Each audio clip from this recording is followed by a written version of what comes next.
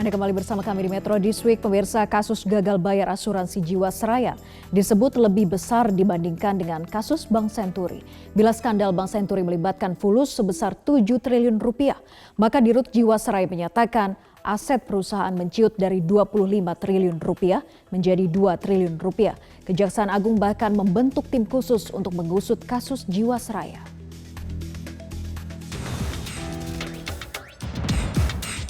Inilah Heksana Trisasongko, Direktur Utama PT Asuransi Jiwasraya. Kepada Komisi 6 DPR, Direktur Utama Jiwasraya Heksana Trisasongko menyatakan aset perusahaan sudah menyusut dari 25 triliun rupiah menjadi 2 triliun rupiah. Jiwasraya kini mencari investor yang dapat menyuntikkan modal. Namun dengan investor baru pun, Jiwasraya tetap tidak dapat membayar penuh polis asuransi yang sudah jatuh tempo. Sati partner itu kita hanya dikasih waktu sampai akhir kuartal 1. Itu yang nomor 1 ditargetkan dipakai untuk menyelesaikan utang-utang klaim ini, Pak. Yang pertama. Sedangkan sisanya itu, Pak, itu adalah backup aset untuk going concern, Pak, agar kita tetap beroperasi. Karena itu ada kewajiban-kewajiban yang harus kita penuhi agar kita tetap beroperasi. Manajemen Jiwasraya mengaku membutuhkan suntikan dana hingga 32,8 triliun rupiah. Namun Kementerian Keuangan menegaskan tak ada anggaran untuk membantu Jiwasraya. Komisi 6 DPR merekomendasikan untuk membentuk panitia kerja atau panitia khusus untuk mengusut gagal bayar Jiwasraya. Karena tidak mungkin tidak membentuk panja dan itu bisa tertutup, namun pendalaman lebih detail dan mengundang berbagai pihak yang terlibat. Kalau perlu pansus, ya pansus begitu dengan Komisi 11 supaya tidak ada beda keputusan, nanti Komisi 6 minta apa, Komisi 11 minta apa begitu.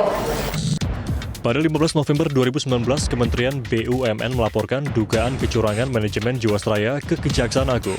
Saat membedah laporan keuangan Jiwasraya, Kementerian BUMN menemukan sejumlah aset perusahaan yang diinvestasikan secara tidak hati-hati. Ditambah Jiwasraya membuat produk asuransi yang menawarkan imbal hasil yang cukup tinggi. Dan pada pekan ini Jaksa Agung telah mengeluarkan surat perintah penyidikan untuk mengusut gagal bayar polis asuransi PT Asuransi Jiwasraya.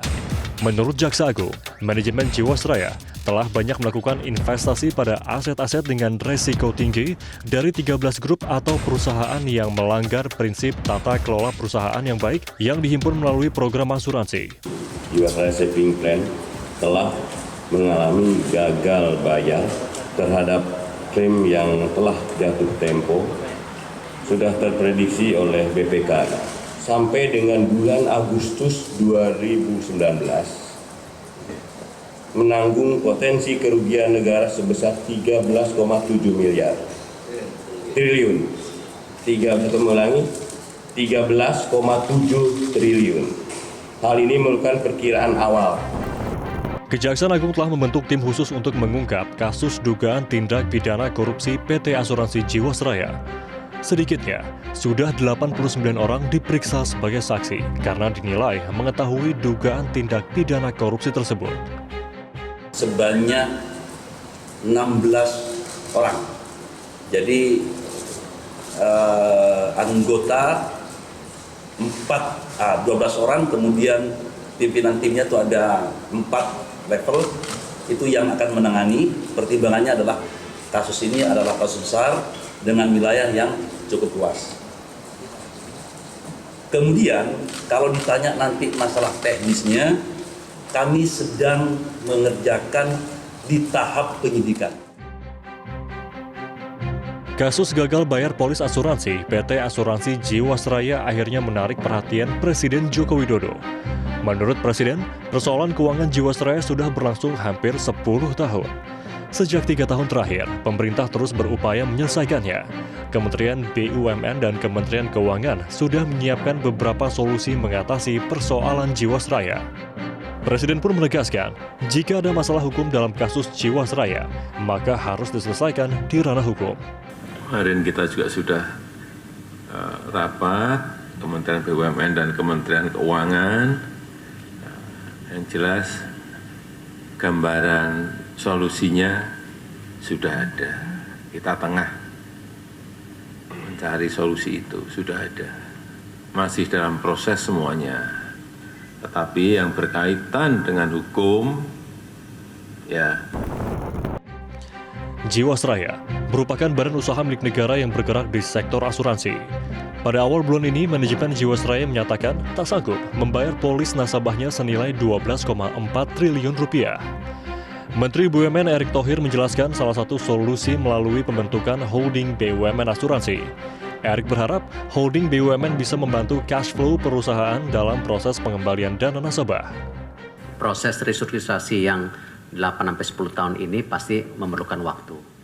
Nah, insya Allah dalam 6 bulan ini kita coba persiapkan solusi-solusi yang salah satunya diawali nanti dengan pembentukan holdingisasi pada perusahaan asuransi supaya nanti ada cash flow juga membantu nasabah-nasabah yang hari ini belum mendapat kepastian. Tapi ini yang mesti saya tekankan restrukturisasi, ya, jadi prosesnya pasti berjalan. Jiwasraya bukan satu-satunya BUMN yang keuangannya bermasalah. Awal bulan ini, Kementerian Keuangan mengungkap 5 kategori BUMN yang kondisi keuangannya harus diwaspadai, yaitu sektor konstruksi, infrastruktur, tambang, energi, dan barang konsumsi. Sedangkan sejumlah BUMN sektor pertanian rawan bangkrut, yaitu PT Sanghyang Seri, PT Pertani, serta PT PN3. Sejumlah BUMN sektor aneka industri juga rawan bangkrut, yaitu PT Dirgantara Indonesia, PT Pindad, PT Inka, PT Barat Indonesia, Krakatau Steel, PT Dok Koja Bahari, PT Dok dan Perkapalan Surabaya, PT Industri Kapal Indonesia, serta PT PAL Indonesia. Pemirsa, tetaplah bersama kami di Metro This Week. Usai jeda kami akan kembali dengan informasi.